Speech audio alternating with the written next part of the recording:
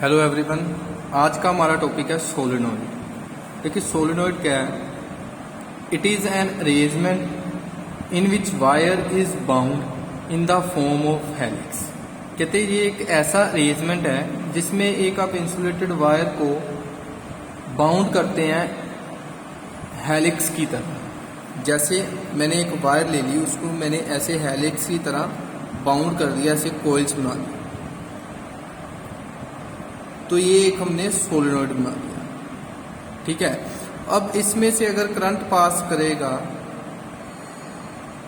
तो इसके around magnetic field भी होगी। ठीक है। तो मैग्नेटिक फील्ड जो है इस साइड पर हम बोलेंगे साउथ पोलैरिटी की है और साइड पर नॉर्थ पोलैरिटी की है। तो ये कैसे आता है, मान लीजिए हमने इस हेलिक्स में से एक कॉइल ले लिया ऐसे। ठीक है। तो इस कॉइल को अगर आप इस साइड से देखेंगे तो करंट जो है आपको दिखेगा एंटी क्लॉकवाइज। ठीक है। या फिर आप वे भी मान सकते, इस साइड से आपको करंट दिखेगा क्लॉकवाइज और इस साइड से आपको करंट दिखेगा एंटी क्लॉकवाइज। तो जिस साइड से आपको क्लॉकवाइज दिखेगा उस साइड को आप साउथ पोलैरिटी कहेंगे और जिस साइड से आपको एंटी क्लॉकवाइज दिखेगा उसको आप नॉर्थ पोलैरिटी कहेंगे। ठीक है। तो इस वजह से इस एंड को मैंने साउथ बोल दिया, इस एंड को नॉर्थ बोल दिया। और अब इसमें एक और बात ध्यान देने वाली है कि जो लेंथ ऑफ हेलिक्स है, द लेंथ ऑफ हेलिक्स या फिर वायर, लेंथ ऑफ वायर या फिर length of helix is greater than, is very greater than या very large than, is greater than as compared to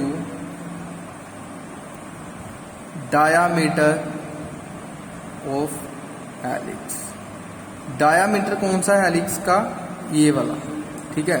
जैसे ये कोइल को आप थोड़ा ऐसे लंबा कर सकते हो, और ये जो बीच वाला जो है ये डायामीटर है हेलिक्स का।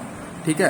तो इस डायामीटर से कहते हैं जो लेंथ है पूरे हेलिक्स की, जो वायर की, वो ज़्यादा होगी।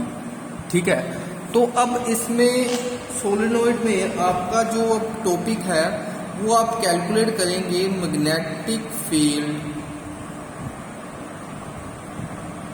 Due to current carrying solenoid. और ये आपकी एक तरह की एप्लीकेशन भी है एम्पेयर सर्कुलर लॉ की, सेकंड एप्लीकेशन भी है ये एम्पेयर सर्कुलर लॉ की। ठीक है। तो ये अब हम डिस्कस करेंगे। सबसे पहले तो मैं दोबारा से ऐसे सोलेनोइड जो है वो एक ड्रॉ करता हूँ।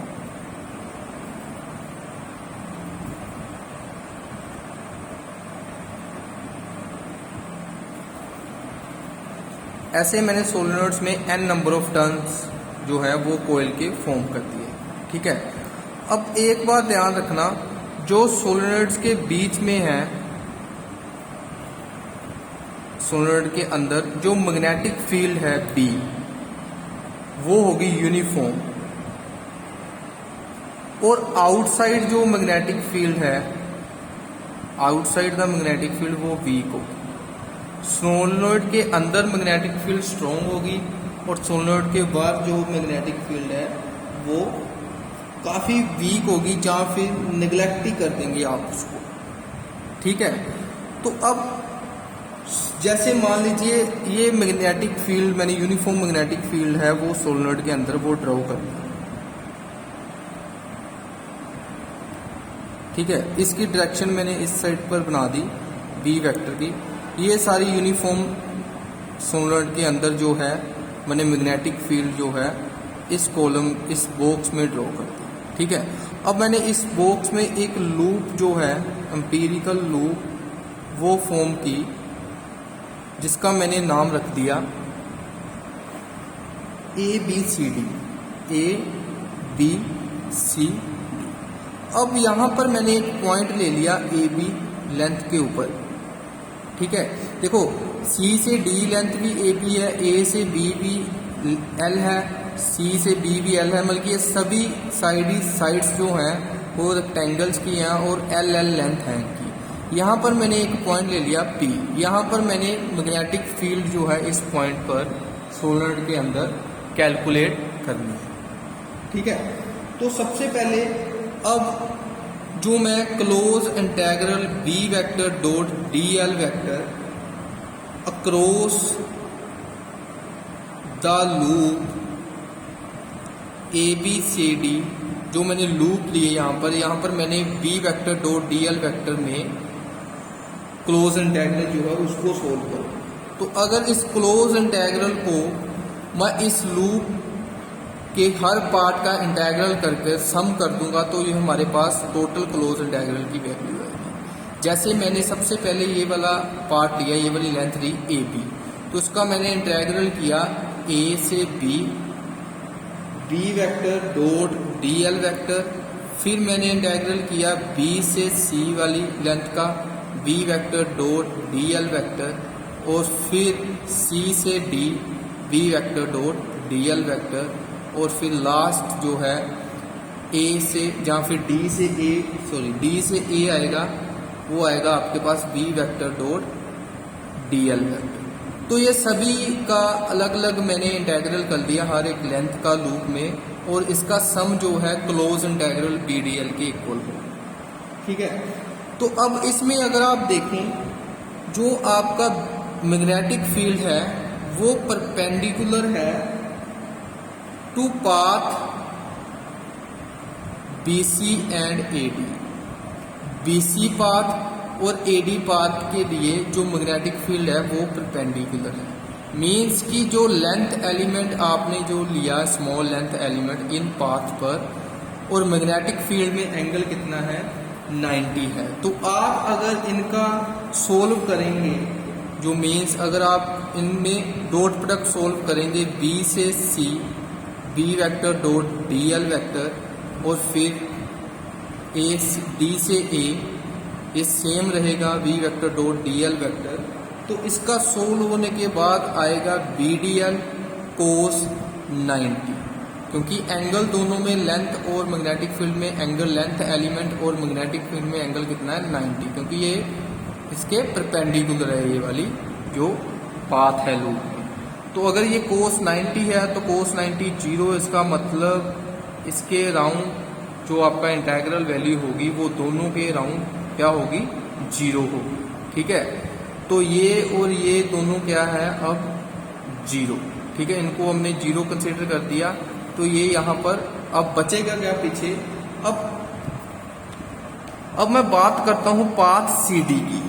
तो अगर आप देखें जो पाथ CD है वो आउटसाइड द सोलेनोइड है, तो हम कहते हैं जो आउटसाइड द सोलेनोइड जो है वहां पर मैग्नेटिक फील्ड जो है बहुत वीक है, तो इस वजह से इसे निगलेक्ट कर देंगे और ये वाला इंटेग्रल जो है आपका 0 के इक्वल होगा CD, क्योंकि यहाँ पर मैग्नेटिक फील्ड ऑलमोस्ट 0 है, तो इसको मैंने 0।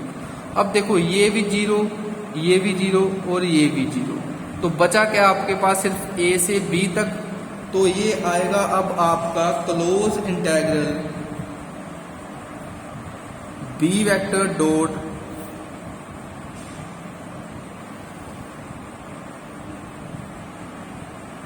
DL वेक्टर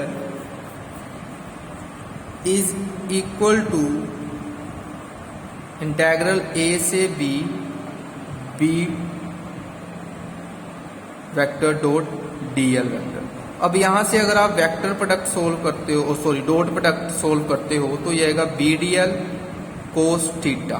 तो अब देखो जो मैग्नेटिक फील्ड है वो भी इस डायरेक्शन में है और लेंथ एलिमेंट भी इस डायरेक्शन में है, तो सेम डायरेक्शन में है, दोनों एक दूसरे के पैरेलल है, तो एंगल कितना आएगा यहाँ पर 0, और A से B BDL कोस 0 आएगा यहाँ पर, और ये कितना बचेगा A से B ओनली BDL।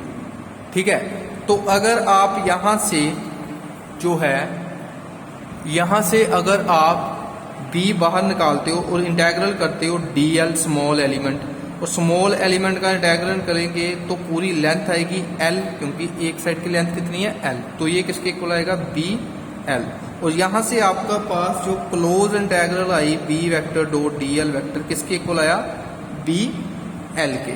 इसे मैंने मान लिया इक्वेशन नंबर 1। ठीक है, ये हमने क्लोज इंटेग्रल जो है इस पूरी लूप की सोल्व कर ली। ठीक है, जो कि बी एल के इक्वल है। तो इक्वेशन नंबर 1 के बाद आप लिखेंगे according to ampere circular law close integral B vector dot D L vector is equal to mu naught. अब इस लूप में म्यू नोट इंटू करंट आता है। अब आप लिखेंगे नेट करंट एनक्लोज्ड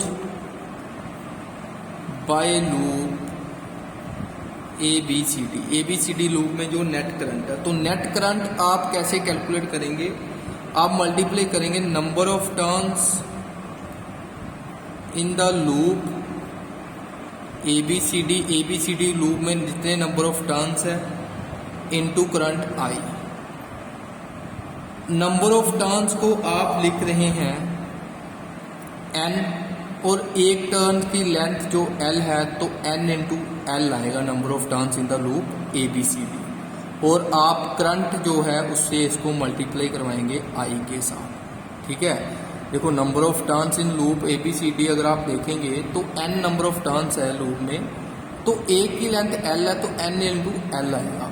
तो अगर I करंट फ्लो कर रहा है तो नंबर ऑफ टर्न्स को N इंटू L को मल्टीप्लाई अगर I कराएंगे तो आपके पास टोटल नेट करंट आएगा। तो ये म्यू नोट तो ऐसे ही मल्टीप्लाई होता है जो मैग्नेटिक परमेबिलिटी आपकी एम्पेयर सर्कुलर लॉ में।